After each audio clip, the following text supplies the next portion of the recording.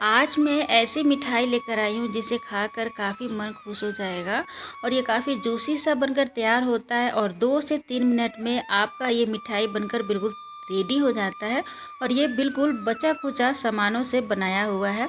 तो जब भी मैं इस मिठाई को बनाती हूँ तो लोग विश्वास ही नहीं कर पाते हैं कि मैंने ये बनाया है और कैसे बनाया है।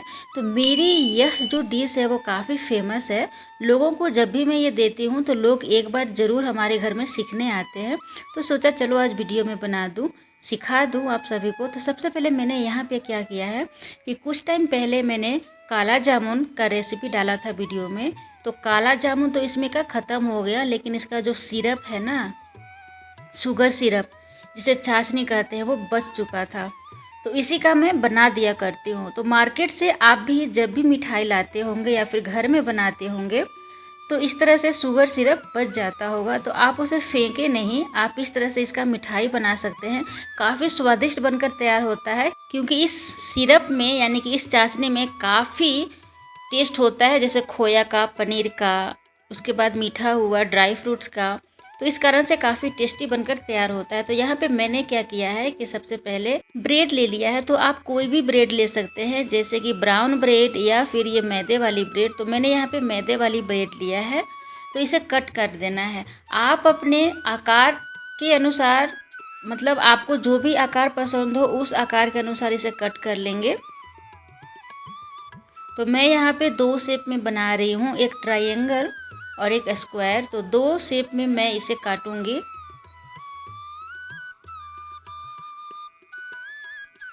काला जामुन कैसे बनाते हैं आप हमारे वीडियो में जाकर देख सकते हैं, मैं डिस्क्रिप्शन में भी लिंक डाल दूंगी।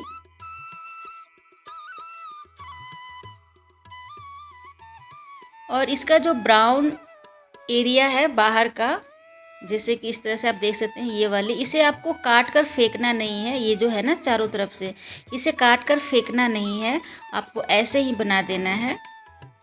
इससे कोई प्रॉब्लम नहीं खड़ा होता है। आप बिल्कुल ऐसे बना दें, उसे बिल्कुल काटें नहीं। तो यहाँ पे सभी को मैं काट रही हूँ और 2 शेप में आप देख सकते हैं, एक स्क्वायर और एक ट्रायंगल।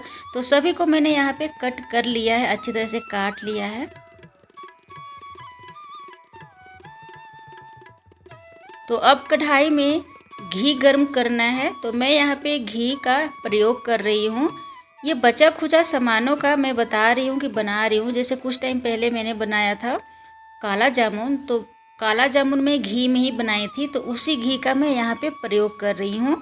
तो उस घी को अच्छी तरह से गर्म कर लेना है और बिल्कुल तेज़ आंच पे सभी ब्रेड को पलटते हुए फ्राई करके निकाल लेना है। जब तेज़ आंच पे आप पलटते हुए फ्राई करके निकालेंगे तो काफ़ी क्रिस्पी सा ये हो जाता है। इसे अगर आप घी में फ्राई करके बनाते हैं तो काफ़ी टेस्टी बनता है, मतलब काला जामुन जैसा स्वाद ही आएगा आपको, बिल्कुल ही काला जामुन जैसा टेस्ट आएगा। और अगर आप इसे तलना पसंद नहीं करते हैं, जैसे आप अगर डीप फ्राई नहीं पसंद कर रहे हैं, तो तवा जिस पर आप रोटी बनाते हैं उस पर भी ब्रेड को रख कर थोड़ा थोड़ा मात्रा में घी डालते हुए पलटते हुए सेक सकते हैं। मैं कभी कभी वैसे भी बनाया करती हूँ। यहाँ पे अच्छी तरह से मैंने इसे तल लिया है और ये काफ़ी क्रिस्पी सा हो चुका है। अब मैं इसे निकाल रही हूँ। तो सभी को मैंने इसी तरह से तल लिया है और अब आप देख सकते हैं कितना बढ़िया सा ये तैयार हुआ है।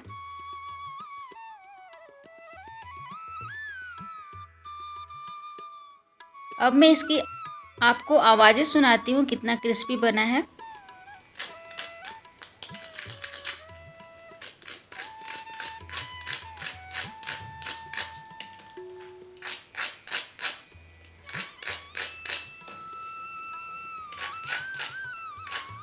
तो जैसा कि आपने सुना कितना क्रिस्पी सा ये बनकर तैयार हुआ है। तो चलिए, हमारा ये तल चुका है ब्रेड। अब क्या करना है, ये जो शुगर सिरप है ये काफ़ी गाढ़ा हो चुका है।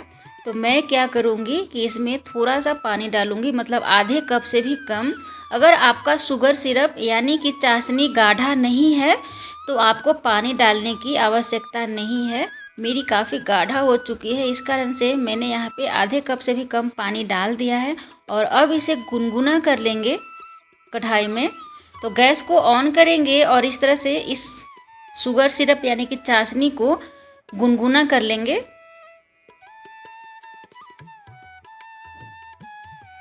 तो ये गुनगुना हो चुका है। अब थोड़ा सा बॉयल कर लेंगे। हल्का सा जब खौलने लगे तो सभी ब्रेड्स जो हमने तल लिया था उसे क्या करना है कि इसमें डालकर निकाल लेना है। जैसे डाल दिया और दोनों तरफ से पलट दिया, अच्छी तरह से चला दिया और फिर उसे निकाल लेंगे। इसका 2 प्रोसेस होगा, आप ध्यान से देखिएगा। तो इस तरह से आपको चलाते हुए शुगर सिरप में सभी ब्रेड्स को डुबो कर निकाल लेना है। गैस अभी आपको बंद नहीं करना है, ध्यान दीजिएगा। गैस आपका ऑन ही रहेगा, मीडियम आंच पे ऑन रहेगा। तो एक मैंने निकाल लिया है और भी बाकी सब इसमें डाल दूंगी और इसी तरह से चला कर इसको अच्छी तरह से पलटना है। तो इसे भी अच्छी तरह से मैंने चलाकर पलट लिया है और अब जो भी मैंने शुगर सिरप से बाहर निकाला था उसे भी इसमें डाल दूंगी और सभी ब्रेड्स को डालने के बाद इस तरह से आपको चलाना है, अच्छी तरह से मिक्स करना है। काफ़ी बढ़िया से आपको मिक्स करना है ताकि सभी ब्रेड्स में अच्छी तरह से जूस एब्जॉर्ब हो जाए। और अब आपको गैस ऑफ कर देना है। गैस ऑफ करने के बाद 15 मिनट तक के लिए आपको इसी तरह से छोड़ देना है और 15 मिनट के बाद आप देख सकते हैं कितना बढ़िया सा बनकर तैयार हुआ है और ये बिल्कुल खाने को तैयार है 15 मिनट के बाद। और ये बिल्कुल जूसी सा और टेस्टी सा बनकर तैयार होता है।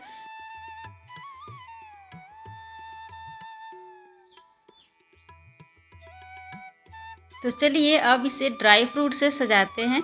तो यहाँ पे मैंने नारियल का बुरादा स्प्रिंकल कर लिया है, छिड़क लिया है और अब यहाँ पे मैं पिस्ता बादाम छिड़क रही हूँ। अगर आप ड्राई फ्रूट नहीं खाना पसंद करते हैं या फिर बिना ड्राई फ्रूट का पसंद करते हैं खाना, तब भी खा सकते हैं। टेस्ट में कोई भी फ़र्क नहीं आएगा। 2 मिनट में बनने वाली मेरी यह मिठाई आप सभी को कैसी लगी और पसंद आए तो लाइक सब्सक्राइब ज़रूर करें और शेयर भी करें। Thank you so much.